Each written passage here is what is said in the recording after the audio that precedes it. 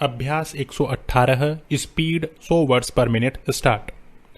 उपसभा अध्यक्ष महोदय, जब संसद में अपनी मातृभाषा में बोलने की स्वतंत्रता प्राप्त है तो यह जो बिल उपस्थित किया गया है तो मैं इसके उद्देश्य को बहुत देर तक सोचने लगा कि उन्होंने इस तरह का बिल क्यों उपस्थित किया।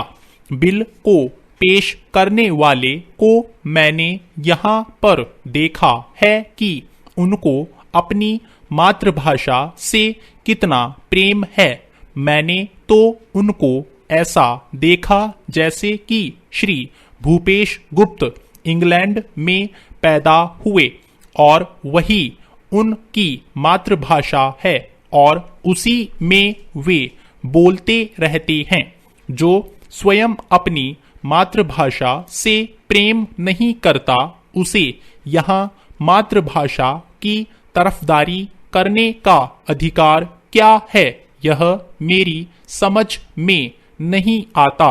यदि उन्होंने इसके माध्यम से केवल क्षेत्रीय भाषाओं को और उसके बोलने वालों के प्रति प्रेम प्रकट किया है तो इस बिल की कोई आवश्यकता नहीं है और इसके लिए संसदीय संविधान में पहले ही अधिकार प्राप्त है।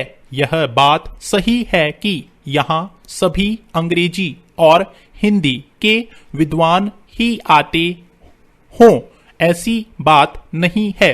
यहाँ पर ऐसे सदस्य भी आते हैं जो अंग्रेजी और हिंदी नहीं जानते और अपनी मातृभाषा में बोलते हैं।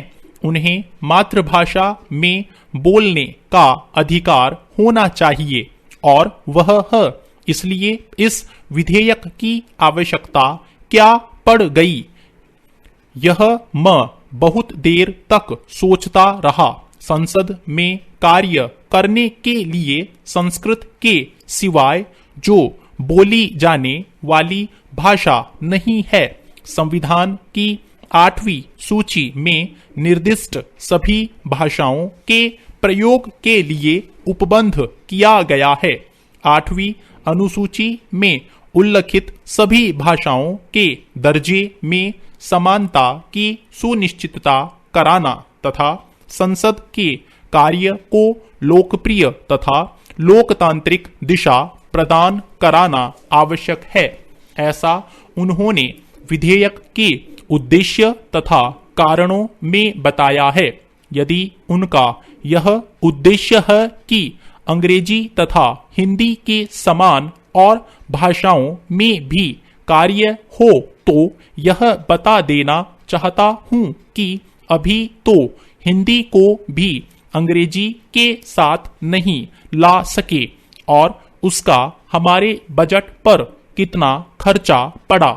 अगर यह 14 भाषाएं समान रूप से प्रयोग में आने लगे सभी दफ्तरों में और कार्य हिंदी और अंग्रेजी के अतिरिक्त इनमें भी होने लगे तो हमारे बजट पर बहुत ज्यादा खर्चा आएगा। यदि केवल बोलने की सुविधा की बात है तो वह पहले से ही है। यदि इसका उद्देश्य यह है कि हिंदी और अंग्रेजी के समान सभी भाषाओं में कार्य हो तो यह बहुत खतरनाक बिल है और इसका असर हमारे बजट पर बहुत पड़ेगा। हमारा देश गरीब है और खर्च बढ़ने के माने यह है कि सरकार टैक्स लगाएगी और इससे हमारी गरीब जनता पर बोझ पड़ेगा। भूपेश जी गरीबों के हमदर्द बनते हैं। उनका कहना तो यह है कि गरीबों की मदद हो, लेकिन यह सब टैक्स गरीबों पर ही पड़ेगा। यह टैक्स बढ़ाने का एक और षड्यंत्र भूपेश जी ने जाने में या अनजाने में कर दिया। यह मैं नहीं जानता क्योंकि विधेयक तो साधन होते हैं किसी साधन के लिए साध्य नहीं होता है, साध्य तो देश है। स्टॉप।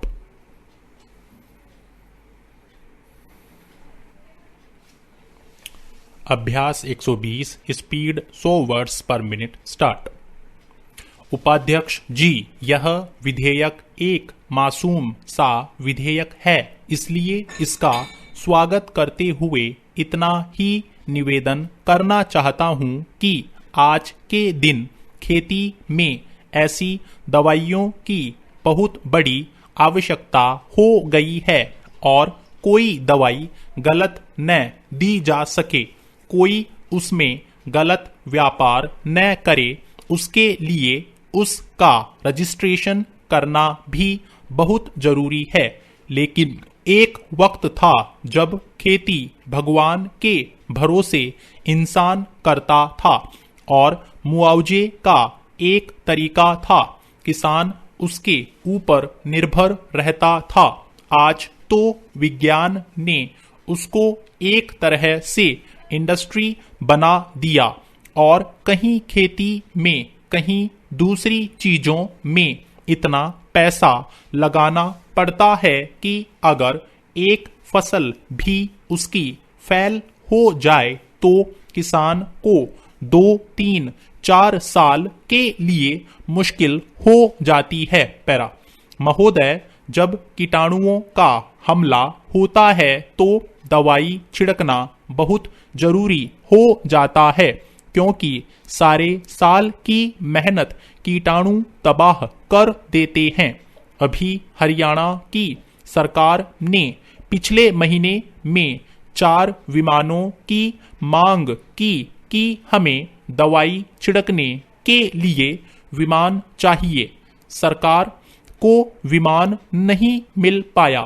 1 महीने के बाद सरकार को सूचना दी जाती है कि 2 विमान मिल जाएंगे, जबकि 4 का ऑर्डर दिया था। इतनी देर में आने से कीटाणुओं ने जो नाश करना था वह कर दिया होगा। फसल क्या बचेगी? यदि ठीक समय पर दवाई न छिड़की जाए तो फिर वह डंठल पर दवाई छिड़कने की बात रह जाती है, वह फसल पर दवाई छिड़कने की बात नहीं रह जाती। इसी तरह से जैसा कि पूर्व वक्ता ने बताया, कई दफा खराब दवाई छिड़की गई। अगर दवाई अच्छी नहीं है तो भी कोई फायदा नहीं, तो यह भी जरूरी है कि दवाई ठीक हो। यह भी जरूरी है कि व्यापारी भी उसमें कोई गड़बड़ न करे और ठीक समय पर छिड़काव करे। जहां तक हाथ से छिड़काव है या छोटी मशीन लगाकर छिड़काव करना है तो वह तो किसान अपने दम पर कर सकता है। अपने खेत में कोई बीमारी का मुकाबला करना है, कोई कीटाणुओं का मुकाबला करना है तो कर सकता है। लेकिन जब बीमारी सारे आस पड़ोस में हो तो वह तो सरकार का काम है। सरकार भी इसी तरह कर सकती है, जैसे विमानों के जरिए दवाई छिड़का दी, लेकिन वह ठीक समय पर अगर हो जाए तो अच्छी बात है। पैरा। उपसभाध्यक्ष जी, मैं मंत्री जी से यह प्रार्थना करूंगा कि उन्होंने व्यापारियों, बेचने वालों और बनाने वालों के लिए रजिस्ट्रेशन की बात आवश्यक बतलाई है। वहां उसके साथ ही साथ मैं यह भी निवेदन करना चाहता हूं कि जब प्रदेश सरकार विमानों की मांग करे तो इसकी व्यवस्था केंद्रीय सरकार को जल्दी कर देनी चाहिए।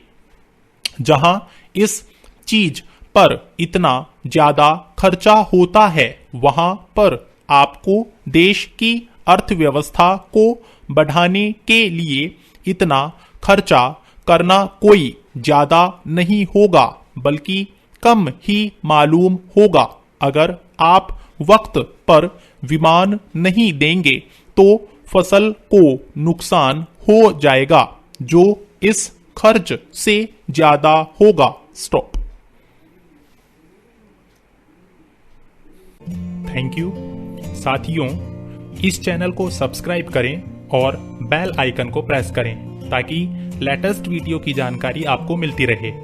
गति बढ़ाने के लिए नियमित अभ्यास करें। इस चैनल पर 80, 100, 120, 140 और 160 शब्द प्रति मिनट की गति से डिक्टेशन उपलब्ध हैं, जिनका आप स्वयं भी लाभ लें और अपने मित्रों को भी शेयर करना न भूलें। डिक्टेशन अच्छा और बुरा लगा तो लाइक और डिसलाइक अवश्य करें। कोई सुझाव या प्रश्न हो तो कमेंट बॉक्स में लिखें।